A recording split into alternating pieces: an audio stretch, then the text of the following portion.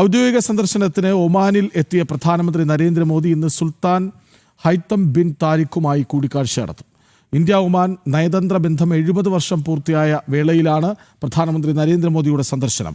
Oman ഉപപ്രധാനമന്ത്രി Sayyid Shihab bin Tariq അൽ സയ്യിദുമായി നരേന്ദ്രമോദി കൂടിക്കാഴ്ച നടത്തിയിരുന്നു.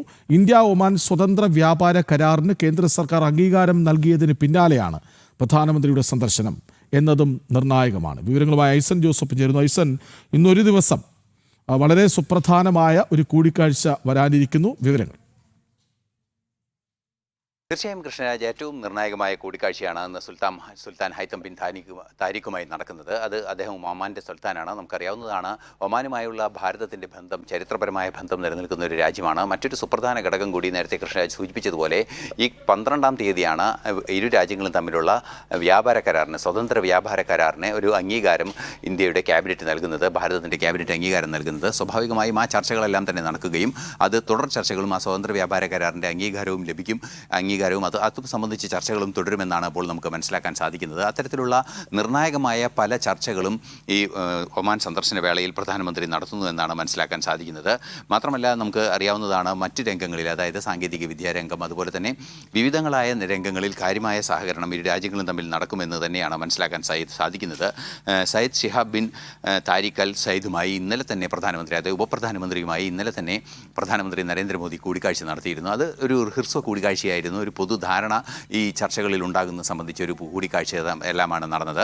ആ കൂടിക്കാഴ്ചയ്ക്ക് ശേഷം അദ്ദേഹം ഇന്ന് സുൽത്താനുമായുള്ള കൂടിക്കാഴ്ച, ഹൈത്തമുമായുള്ള കൂടിക്കാഴ്ച നടക്കുന്നു എന്നാണ് അറിയാൻ സാധിക്കുന്നത്. മസ്കറ്റിൽ ഇന്നലെ എത്തിയപ്പോൾ ഏറ്റവും ഊഷ്മളമായ സ്വീകരണം അദ്ദേഹത്തിന് ലഭിക്കുകയും ഉപപ്രധാനമന്ത്രി നേരിട്ടെത്തി അദ്ദേഹത്തെ സ്വീകരിക്കുകയും ചെയ്തു. ഇതും ഒരു സന്ദേശമായി തന്നെയാണ് നമുക്ക് മനസ്സിലാക്കാൻ സാധിക്കുന്നത്.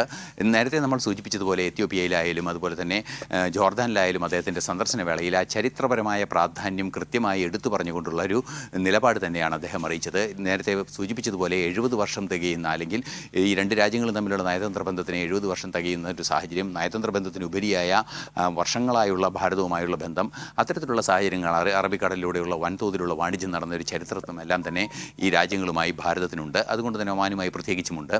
അത് കാലങ്ങളായി ചരിത്രത്തിൽ രേഖപ്പെടുത്തപ്പെട്ടതുമാണ്.